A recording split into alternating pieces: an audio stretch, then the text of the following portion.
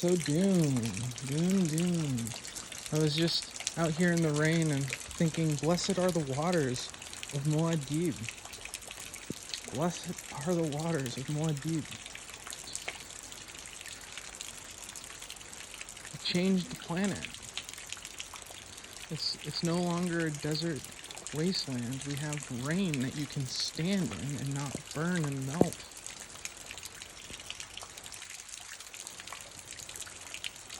Is this proof that I'm not a witch? I think so.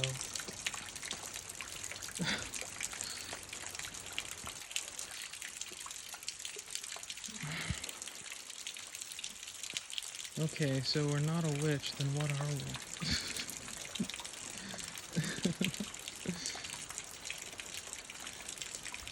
A shiki slinger. I sling my shikis. So, peertoob. It sounds like the thing that I would be using, right? Instead of using YouTube. But I'm gonna talk about why I don't use it. So number one is if I'm gonna use peertoob, I want it to be the platform I'm using, right? So how do I use YouTube currently? Well, currently I just push a button on my iPhone and I go to YouTube, and then I can like immediately just search for things. I can go to the subscriptions immediately. I can immediately just go to the users that I'm interested in watching. That's what I care about from the perspective of a user of this experience, right? So what is the experience on peertoob? I don't know, because it's such a nightmare. I suspect I could use the Opera browser. I suspect I could use the Opera browser, but now I'm in a browser. I don't want to be in a browser, and then you have to like go to the actual domain of the page. Oh, what a! I have to remember that, or I have to like have like a special bookmarks. Oh, it's like all these layers of bullshit. All these layers of bullshit are already prevalent. So that's number one. That's number one reason. From the perspective of consumer, it's not a good experience. I'm lazy. I like open source, but like part of the thing about open source is not just the back end. You know, you need front end elements, and you know it makes sense that you'd have a one-time setup where you are like, okay, who are the nodes that you want to connect to? And it's like these are the ones, but then when you're actually in the experience, like, you know, from the day-to-day experience, it should be like one button click to open up a freaking video. Like, I don't know, is this complicated? Is this too complicated to ask? Next reason, from the perspective of a producer, someone who makes YouTube videos, someone who does it, right? The experience with YouTube is I can record shit on my phone. I can do this and make videos, and then I just click upload. I just go into YouTube and I'm like, make a new video, and here it is. Then I just put in the information and I'm done.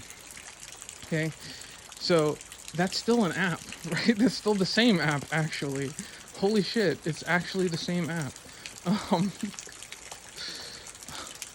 So I wouldn't mind it being a separate app, but it should be an app too, right? It should be the fact is, I use it on my phone.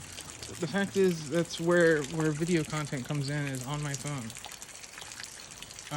And even if it was on like a more powerful machine, it'd still be like on something like a Mac, just like on a Mac, you know, like an iPad. So there's that.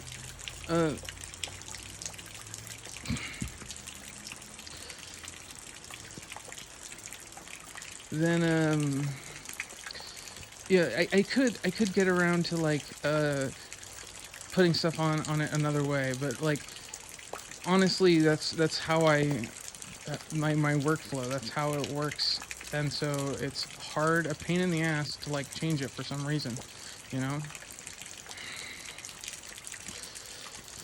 And so the benefits have to be like really really high, and the fact is, PeerTube is hard to set up too. It's like I don't use Node.js, so I have to install npm, and then it's complaining about some missing stuff, and I don't know how to fix it because I've never used web shit before, and so it's like this weird space too. It's like software wise, you would expect it to be like a more low level thing, but because it runs on the Mastodon kind of thing, it uses Node.js. It uses Node.js. Like, ugh. it's gross. So it doesn't even appeal to that demographic either. So it's like it's doing this lower level thing, but it's not written in like C or something. And then it's like on the other end, it's trying to cater to an audience that really just wants apps. It's like sitting in the middle doing neither of these things, and like just kind of like I'm inept when it needs to like go in both directions at the same time. Complete rewrite of the stupid Mastodon backend, but like in C with like structs would be like, I don't know why this isn't a thing. Maybe I should look into that, because then I could host it on, like, host the serving on Plan 9, and then have the transcoding shit all happen, and then device storage happen elsewhere.